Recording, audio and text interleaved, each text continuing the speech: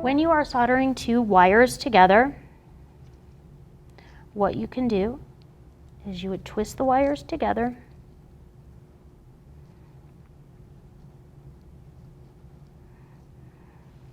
You'd use your helping hands to hold the wire.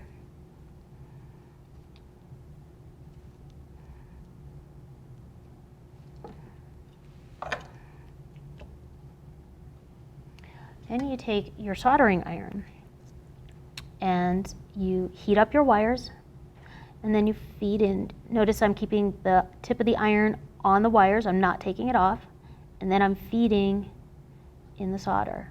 The solder will then adhere to the hot, the melted solder will adhere to the hot metal. You don't want to drip your solder onto your to your wire, because that's a cold soldering joint and won't conduct electricity as well.